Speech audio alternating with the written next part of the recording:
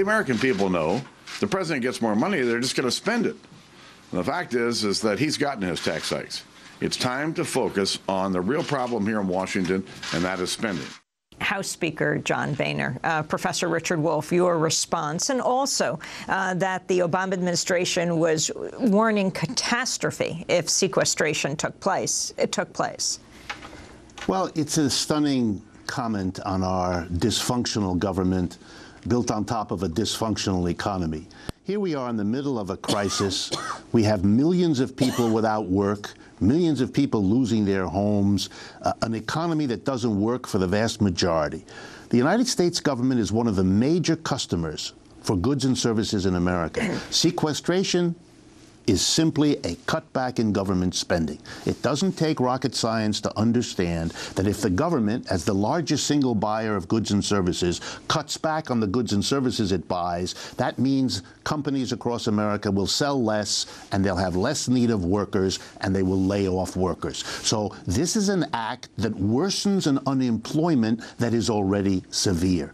If you put that together with the tax increase on January 1st, and let me say a word about that. We heard a lot of public debate about taxing rich people, not taxing rich people, Republicans and Democrats. But the tax on the wealthy is small compared to the tax on the middle and lower incomes that went up on January 1st. When we raised the payroll tax here in America from 4.2 to 6.2%, we raised over $125 billion, huge amount of money, much more than was raised by taxing the rich.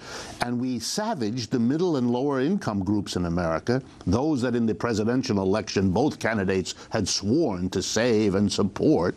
We attacked them, thereby limiting their capacity to buy goods and services because we taxed them more. You put together the taxing of the middle and lower incomes with the cutbacks of government spending, and you're going to do what every European country that has imposed austerity has already discovered. You're making the problem worse.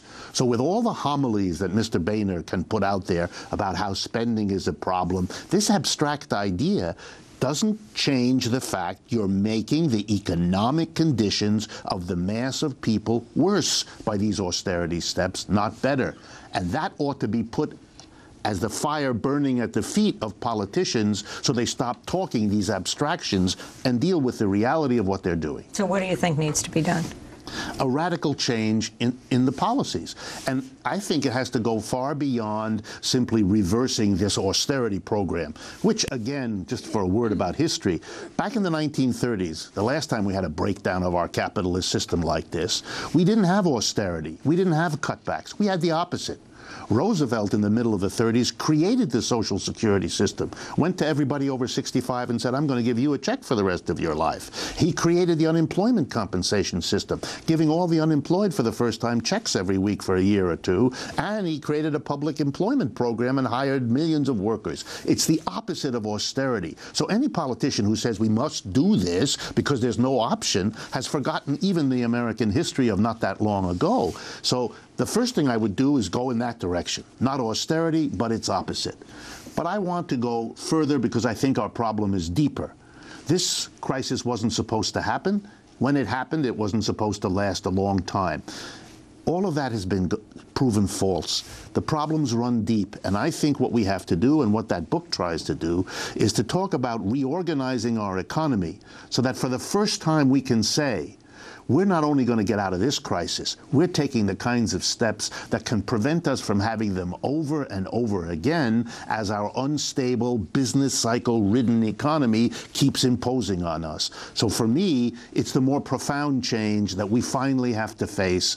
Painful as it is, after 50 years of a country unwilling to face these questions, I think we need basic change, and that's what I spend most of my time stressing.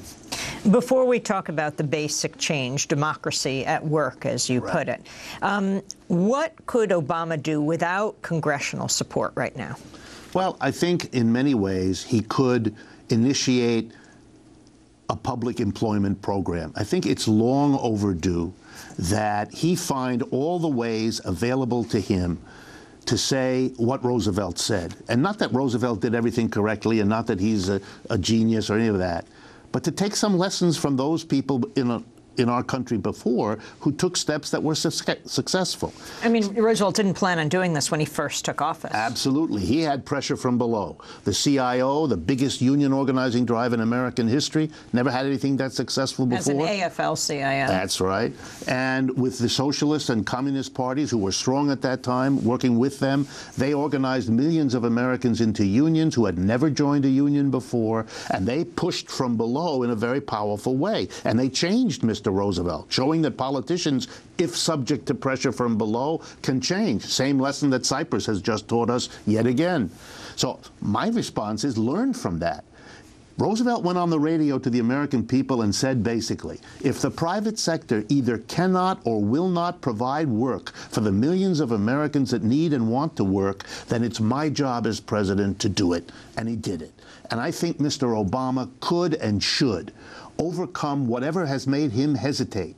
We in this country not only don't have a federal employment program, the Republicans and Democrats haven't even put it on the floor to debate it as an important issue, even though it comes out of our own history. So I would say, put our people to work. They want to work. The Federal Reserve says 20% of our tools, equipment, factory, and office space is sitting idle, unused. So we have the people who want to work. We have the tools, equipment, and raw materials for them to work with. And Lord knows we need the wealth they could produce.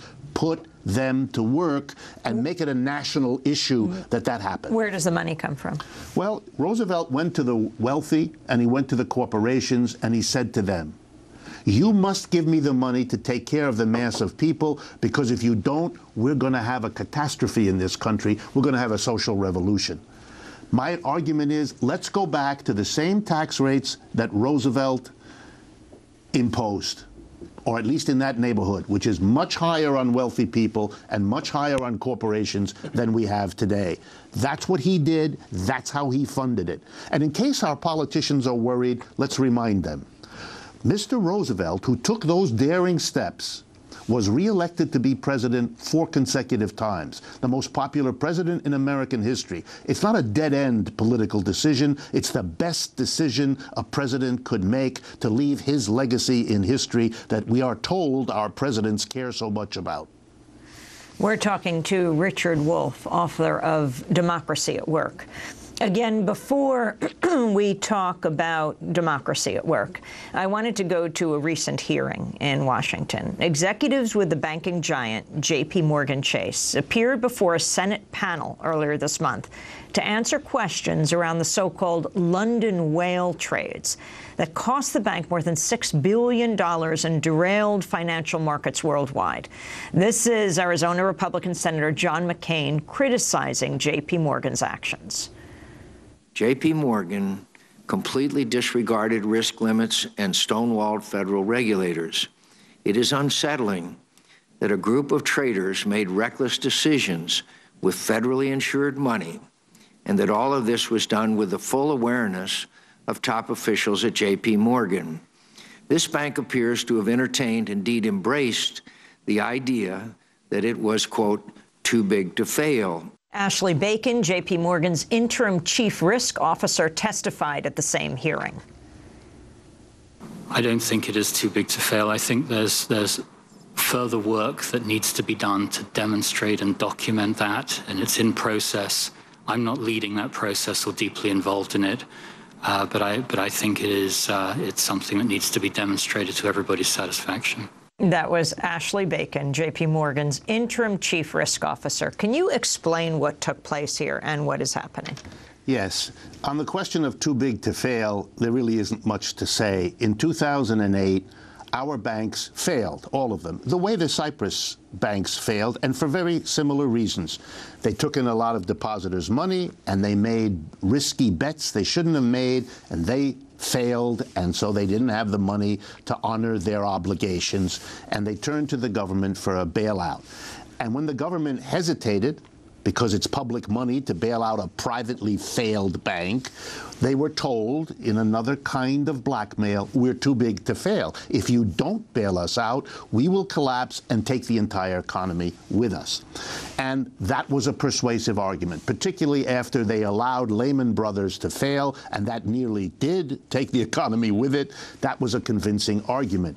You would have thought they had then learned the lesson about the problem of a too-big-to-fail financial institution. If you thought that, you would have been wrong, because the same banks that were too big to fail in 2008 are all of them bigger today. So we didn't learn the lesson. We didn't break up the banks. We didn't control their growth. They're bigger now than they were then. And in a sense, maybe shame on them the first time. But having allowed this to happen, it's shame on us. Number two, we seem to need, as a nation, to believe that we have the power to control, limit, or regulate, whether it's the Glass-Steagall Act that came out of our disaster of the 1930s, or the Dodd-Frank Act, which came out of the disaster that started in 2008. We seem to want to believe we can leave in place private banks, no matter how big they are, and hedge them about with regulations. The proof of the whale trades in London, the proof of everything we know, is that these banks have the money, the staff, the resources to work their way around the regulations at least as fast as we impose them on them. That's what these hearings fundamentally show. They can make trades that are too risky. They can lose wild amounts of money. They can turn to the government and demand to be helped and bailed out each time, and they get it. We are telling them, in a classic example, look, do whatever you want. You don't have any risk of fundamental failure and punishment. Regulation doesn't work because we leave in place an entity, a large corporation, with the money and the incentives to get around it. Interestingly, Jamie Dimon, the head of JPMorgan Chase, did not testify. He was brought before the Senate, about last June, where the senators were asking him for advice. And then when you looked at the senators on the Senate committee and how much money JPMorgan Chase had given each of them, we're talking about millions of dollars went to many of them. When I say that the big corporations, particularly the banks, have the resources and the incentives, I'm being polite. Yeah, part of the resources are going into literally making sure that the political regulator is a good friend and understands the complexities. In simple English, they are buying their way into the situation we watch, which is we will pretend to be regretful, you will pretend to be protecting the public, you will make regulations that we help you write so that we can get around them. It is something that ought not to be allowed to continue because we're living the economic crisis that comes from that way of doing business. What lessons have been learned since 2008 and today? Could the U.S. see the same situation as Cyprus? Absolutely. We have banks that are literally telling us, because we know from our controls, that they are trying even to regenerate it. They're trying to get people to borrow more money again. We're not changing the wage structure of America, which means that Americans are required to go into debt to supplement their wages. You know, the irony is, we are trying, in the language of some of these folks, to kickstart our economy, to get it going again. But the problem is, our economy was a train heading into a stone wall in the first years of this century. And if we get our economy going again without fundamental changes, what we're doing is putting that same train back on the track, heading towards the same wall. Cyprus shows us what's happening, but we don't have to take just small countries. Take Great Britain, our classic ally. Their economy is now in the second, or in some people's minds, the third recession within the crisis since 2007. They are following an austerity process exactly like that supported by Mr. Boehner, and the economic downturn in Great Britain is catastrophic for that society. And so we have this image of a future for us if we don't make fundamental change, but everyone wants to put it away and pretend that we can let it go by itself or a few regulations will solve the problem. They haven't. They're not doing it now elsewhere. That's not a strategy we should pursue in this country either.